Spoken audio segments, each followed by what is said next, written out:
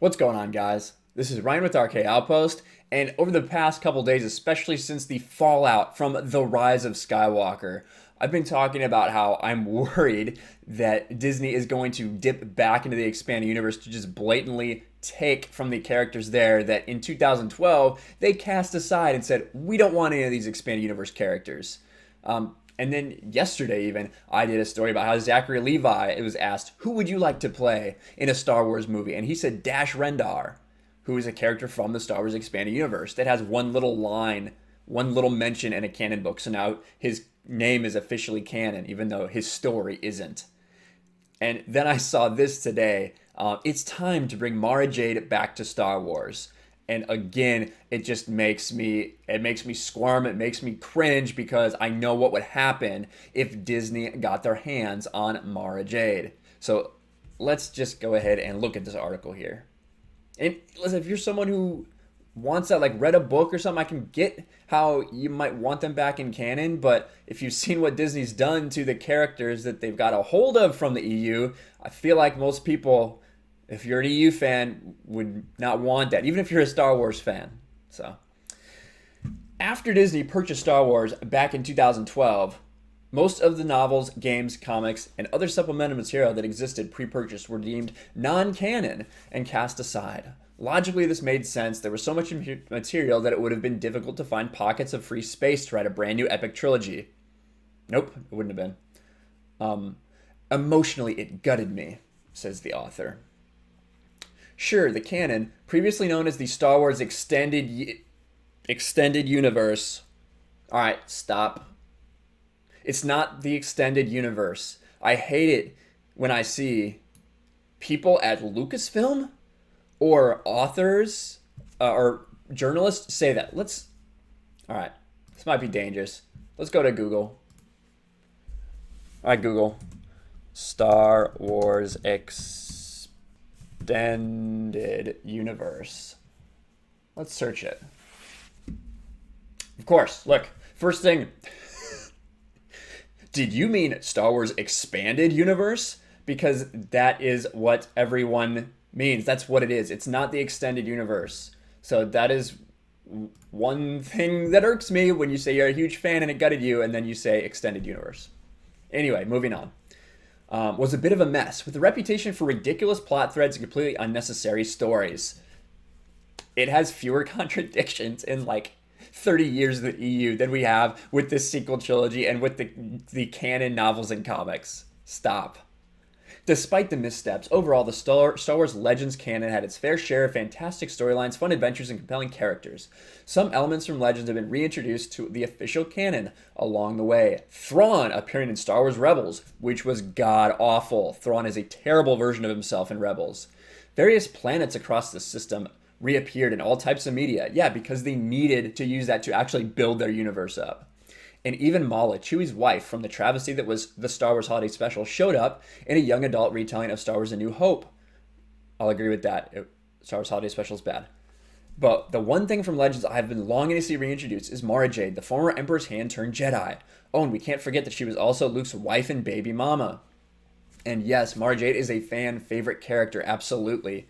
And if you don't know about Mara Jade, maybe you've just heard about her, in the description below after this video, go and check it out. I will link the Mara Jade lore video that I did for Geeks and Gamers. You can check that out and kind of get a backstory on her. And maybe when you read that, you'll understand why she's impossible to fit into Star Wars canon, because they've changed so much. So it doesn't make any sense for someone who's such a huge fan of her, like this article says, to want her back, because she can't be back. So you could have a woman named Mara Jade who has red hair, but that does not make her Mara Jade, the Mara Jade that you know. When Mara Jade was first introduced in Timothy Zahn's Heir to the Empire in 1991, she had already ditched her role as Emperor's hand, was currently operating second in command. As she grew closer to Luke Skywalker, despite initially being compelled to try to kill him, she slowly earned her place as the main character in Legends. Mara was the only non-movie character to make the list of favorite characters when Star Wars Insider ran a poll in 1997. That should say something. She'd only been around 6 years at that point. just talking more about how Mara was in the books. Like I said, for a story about her, you can definitely check out that lore video. However, with the death of Luke Skywalker and the Rise of Skywalker bringing that family saga to a close, I know it's not feasible for Mara Jade to appear exactly as she was in Legends. Correct. But at the same time, it's not a stretch to speculate that we'll still see Mara pop up in the Star Wars universe sooner rather than later. After all, Zahn has said on more than one occasion, if there was a generic and organic spot to fit her into a story, I promise people will pitch it to the Lucasfilm story group. And I am sure that Timothy Zahn is right, that people would do that. Because they know that that's a character that they can get nostalgia on from Star Wars fans. They know that that is a name that has respect because of what they did in the EU, in the expanded universe. And even if we don't see her appear alongside Luke, they can still keep the core of her character alive, a fiery, force-sensitive redhead who served as the Emperor's hand and now works alongside a notorious smuggler. Who wouldn't love to see that in a Disney Plus show? Then it's not Mara Jade. Then just create a character like that. Is that so hard? Is that so hard for people to understand? Why would you like ruin so many people's opinion of Mara Jade, just like you ruined so many people's opinion of Thrawn, when you could have just created that character? It's because they want the name. They want to market that name, and that should be clear. In fact, as long as we're bringing Mara back, let's go ahead and pull in Talon Card, one of the top smugglers in the galaxy, despite being an honest man.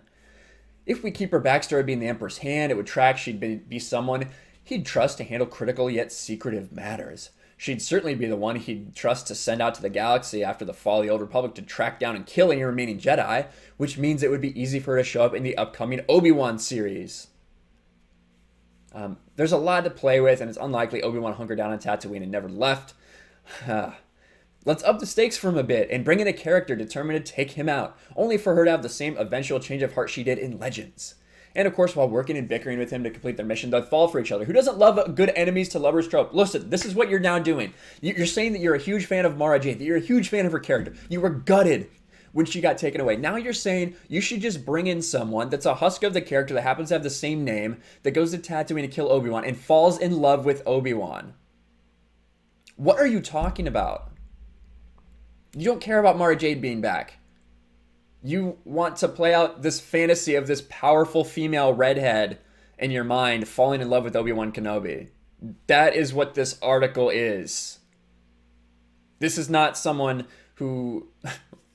Listen, I don't think it's someone who cares a lot about the Star Wars expanded universe.